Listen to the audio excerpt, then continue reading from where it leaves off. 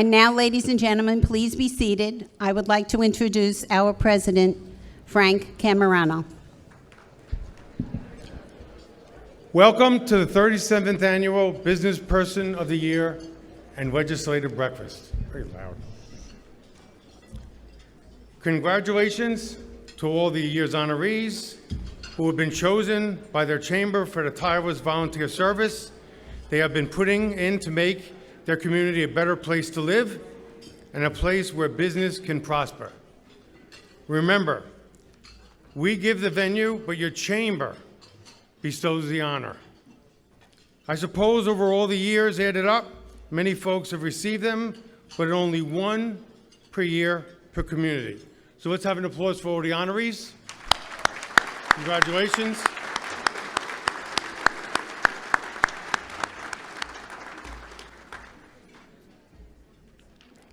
Thanks to Michael Bloberg from Raymore and Flanagan for coming today. I'll be speaking for a few minutes. Thanks to all the event sponsors. Susan will read that later and go into detail. I don't want to get in trouble with Susan, right? Wherever she, right?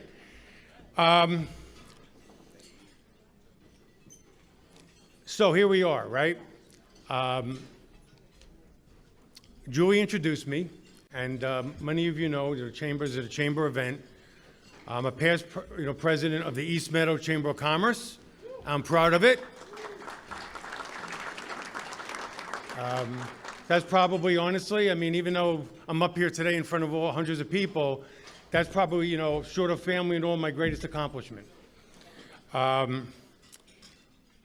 Chambers.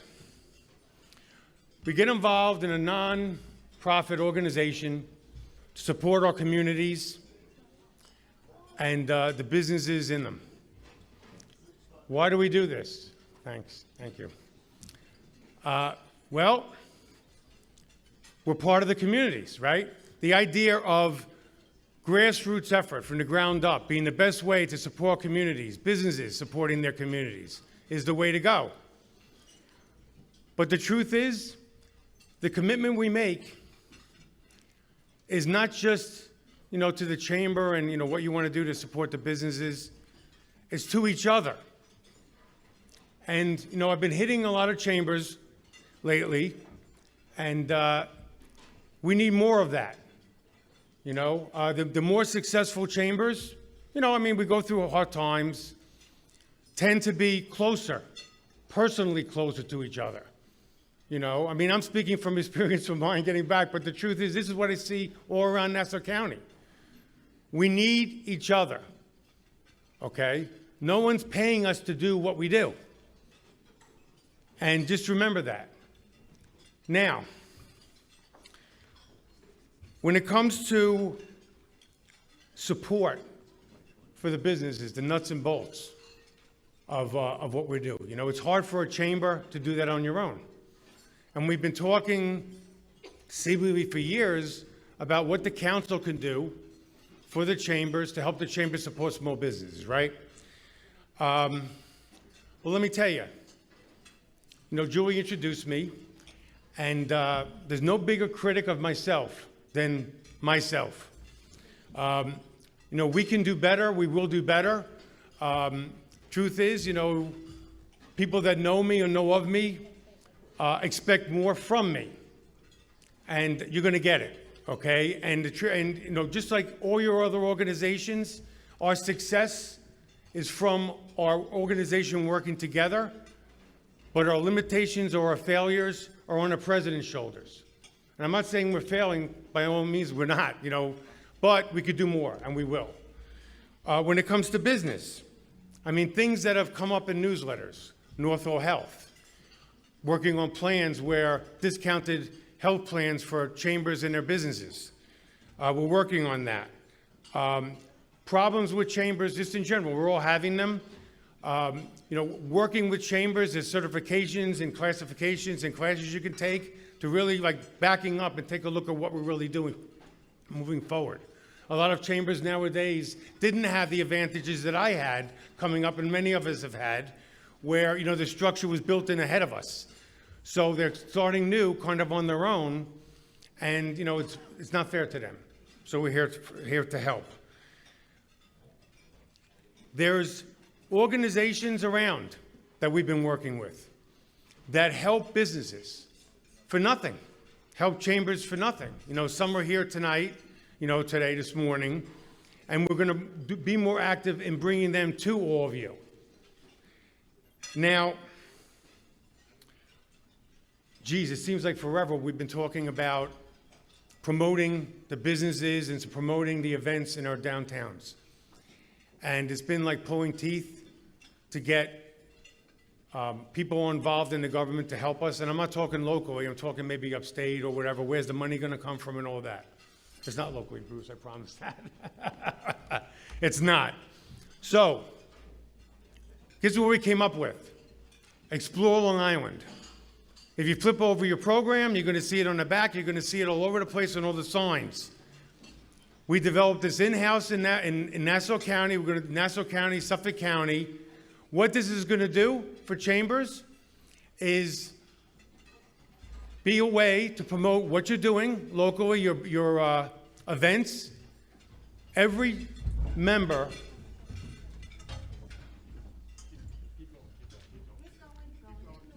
Okay. Every member of every chamber is on the app for nothing, okay? So rather than a business that might not be a member of a chamber paying for the app, because it's out there, it started out as Getting Local and it's still around the whole country, they can join your chamber, pay your dues, become part of something that's really great, and, okay. Lois is good, okay. Right? All right. Okay. And they could join your chamber and get on there for free, okay? So now, what does this do for us? Well,